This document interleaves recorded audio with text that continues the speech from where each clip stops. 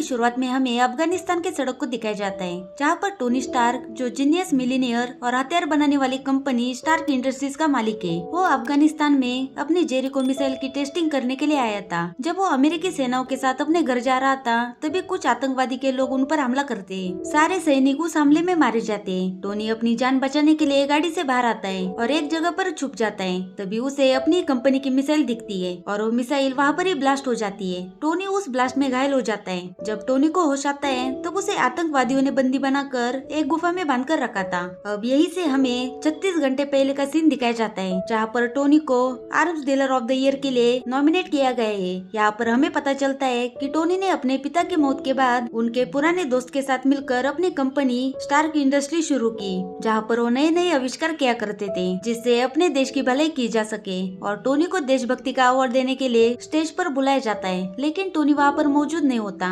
इसलिए टोनी के पिता का पुराना दोस्त स्टेन अवार्ड लेने के लिए जाता है, जो स्टार्क इंडस्ट्रीज का आधा पार्टनर भी होता है। वही दूसरी तरफ हमें टोनी को दिखाया जाता है, जो एक कसिनो में जुआ खेल रहा होता है। जेम्स वहाँ पर आके टोनी को उसका अवार्ड देता है, लेकिन टोनी उसे कहता है कि इसे तुम अपने ही पास रखो, इसे रखने के लिए मेरे घर में बिल्कुल जगह नहीं है। वही एक रिपोर्टर जिसका नाम क्रिस्टीन है, वो टोनी के पास इंटरव्यू लेने के लिए आती है। वो उसे कहती है कि आप जो ये हथियार बना रहे हैं, कि ये बनाना सही है? तब टोनी कहता है, अगर हमारे पास हथियार नहीं होंगे तो हम अपने लोगों की मदद कैसे करेंगे? और मैं वादा करता हूँ कि अगर दुनिया में अमन रहेगा तब मैं हथियार बनाना छोड़ दूंगा और बच्चों के अस्पताल के लिए ईंटें बनाना शुरू कर दूंगा। ऐसी बातें करते करते वो क्रिस्टीन से फ्लर्ट भी करने लगता है और क्रिस्टीन उससे काफी इम्प्रेस हो जाती है। उसे टोनी अपने घर लेके जाता है। उसके साथ रात बिताने के बाद जब दोनों की नींद खुलती है तो उसकी पर्सनल असिस्टेंट पेपर पॉट्स वहाँ पर आती है और वो क्रिस्टीन को उसके कपड़े और गाड़ी की चाबी देकर घर से भगा देती है। उसके बाद वो टोनी के पास जाती है, जो उसे बताती है कि उसकी अफगानिस्तान में एक बड़ी डील है। उसके बाद टोनी अपने पर्सनल जेट की तरफ निकल पड़ता है, जहाँ पर जेम्स उसका इंतजार कर रहा था। फिर वो दोनों अफगानिस्तान के लिए निकल पड़ते हैं। वहाँ पर जाने के बाद टोनी यूएस आर्मी को अपनी जेरिको मिसाइल की जानकारी देता है कि एक ऐसी मिसाइल है जो किसी भी देश को एक ही झटके में तबाह कर सकती है, और उनसे डील करके अपने घर वापस जा रहा था। तभी उनके गाड़ी पर हमला होता है। यही से सीन प्रेजेंट में आता है। टोनी को एक गुफा में होश आता है, जहाँ उसका सीना इलेक्ट्रोमैग्नेट से जुड़ा है। वहाँ पर उसकी मुलाकात इंसेन से होती है, जो एक वैज्ञानिक है और उसे भी बंदी बना के हुए रखा था। वो टोनी को बताता है कि विस्फोट में तुम्हारे शरीर के अंदर बहुत सारे मेटल के टुकड़े घुसे हुए थे, जिन्हें निकाल पाना बहुत मुश्किल था। इसलिए मैंने तुम्हारा सीना इलेक्ट्रोमैग्नेट से जोड़ दिया, जो शार्पनेल को तुम्हारे दिल तक पहुँचने से रोक सकता है और तुम्हारे शरीर को जिंदा रख सकता है। तभी वहाँ पर आतंकवादियों का लीडर आता है और वो टोनी को वही जेरिको मिसाइल बनाने का आदेश देता है। तभी वो उसे छोड़ देंगे, वरना उसे जान से मार देंगे। लेकिन टोनी मना कर देता है। तभी वो टोनी को बाहर लेके जाता है और दिखाता है कि हमारे पास तुम्हारे कंपनी के बनाए गए सारे हथियार है, जिससे तुम यूएस आर्मी और बाकी लोगों को बेचते हो, और वो सभी आकर हमें ये हथियार काफी महंगे दामों में बेचते हैं, और अगर तुम जेरिको मिसाइल बनाओगे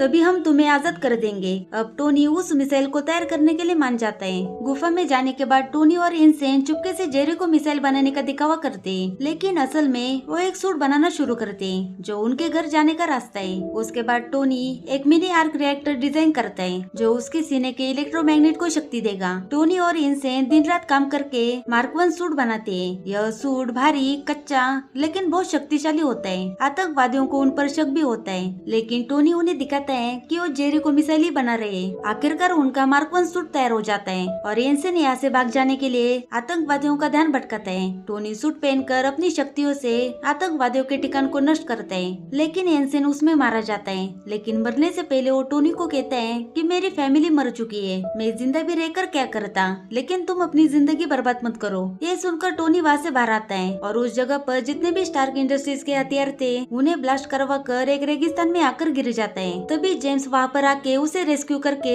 प्रेस कॉन्फ्रेंस में पहुंचा देता है। मीडिया वाले अफगानिस्तान में हुए हादसे के बारे में पूछते हैं। तब टोनी कहता है, मैंने अपने जवानों को मरते हुए देखा, उन्हीं खतरनाक हथियारों से जिन्हें मैंने ही बनाया था, उनकी सुरक्षा के लिए। आगे वो फैसला करता है कि वो अपने स्टार्क इंडस्ट्रीज को बंद करेगा, ताकि हमारे हथियार का कोई भी दुरुपयोग न कर सके, और वहाँ से चला जाता है। उसके पीछे स्टेन उससे बात करने के लिए जाता है और उसे समझाने की कोशिश करता है, लेकिन टोनी कहता है कि हम लोगों की मदद करने का और भी कई तरीका यूज कर सकते हैं, और वो कहता है कि हमें हथियार छोड़कर आर्क रिएक्टर तकनीक को फिर से जांच लेना चाहिए। लेकिन स्टेन उसे कहता है कि आर्क रिएक्टर सिर्फ एक पब्लिसिटी स्टंट था और वो तकनीक दफन हो चुकी है, और उसे बनाना काफी महंगा है, लेकिन टोनी उसकी बात नहीं मानता। तब स्टेन कहता है तो ठीक है, हमें अलग से खेल खेलना होगा, मैं स्टार्क इंडस्ट्रीज को संभालता हूँ, तुम अपने आर्क रिएक्टर पर काम करना, लेकिन तुम आगे से सबके सामने खामोश रहोगे। उसके बाद टोनी अपने घर के लैब में आर्क रिएक्टर का न्यू वर्जन बनाता है और नए आर्क रिएक्टर को अपने अंदर फिट करने के लिए पेपर को बुलाता है। पेपर टोनी के बॉडी से पुराने रिएक्टर को निकाल के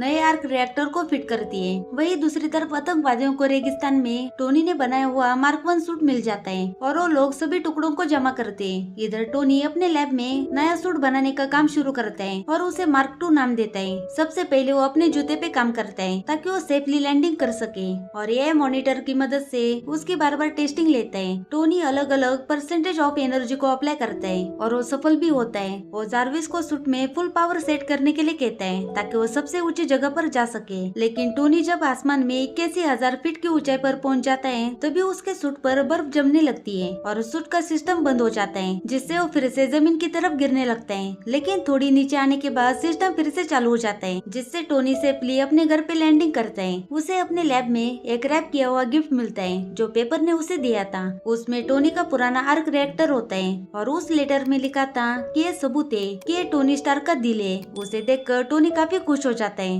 वही अफगानिस्तान में आतंकवादी उस मार्क 1 सूट को जोड़ने की कोशिश करते हैं। इधर टोनी को पता चलता है कि ज्यादा ऊंची जगह पर जाने के बाद सूट में बर्फ जमने की दिक्कत होती है, इसके लिए उसे सूट के डिजाइन में कुछ चेंजेस करने होंगे। तभी टोनी को न्यूज से पता चलता है कि स्टेन ने एक बड़ी पार्टी ऑर्गेनाइज की है, लेकिन उस पार्टी में टोनी को इनवाइट नहीं किया होता। यह देखकर टोनी सीधा पार्टी में पहुंच जाता है। उस पार्टी में उसे पेपर मिलती है। वहाँ पर वो दोनों काफी अच्छा टाइम स्पेंड करते हैं और टोनी के साथ डांस भी करती है, लेकिन अपने बॉस के साथ डांस करना उसे अजीब लगने लगता है। तभी क्रिस्टीन वहाँ पर आती है और वो उसे कुछ मिसाइल की तस्वीरें दिखाती है। क्रिस्टीन बताती है कि ये फोटो कल खींची गई थी और ये सारी मिसाइल अफगानिस्तान के गुलमिरा गांव में देखी थी, लेकिन टोनी कहता है कि मैंने कोई हथियार का ऑर्डर नहीं दिया था। अब टोनी को बहुत गुस्सा आता है कि अगर मैंने उस ऑर्डर को नहीं भेजा तो किसने भेजा होगा। उसके बाद वो स्टेन से मिलता है। तब स्टेन कहता है कि मैंने ही तुम्हारे खिलाफ झूठा केस दर्ज किया था कि तुमने इस हथियार को भेजा था ताकि मैं तुम्हें बचा सकूं, और यही बिजनेस होता है। टोनी गुस्से से अपने घर पर चला जाता है। तभी वो टीवी पर न्यूज देखता है कि आतंकवादियों ने गुलमेरा गांव के लोगों पर स्टार्क इंडस्ट्रीज के हथियारों से जुर्म करना शुरू कर दिया है। ये देखकर टोनी को और भी ज्यादा गुस्सा आता है और अपने सूट को नई टेक्नोलॉजी के साथ पहले से और भी ज्यादा अपग्रेड करने लगता है और अपना नया आयरन सूट बनाकर गुलमेरा गांव में जाने के लिए निकल पड़ता है। वहाँ पर पहुंचकर वो सारे आतंकवादियों की बुरी तरह से धुलाई कर देता है और वहाँ रखे हुए सारे स्टार्क इंडस्ट्रीज के हथियार को तबाह कर देता है। इस बात का पता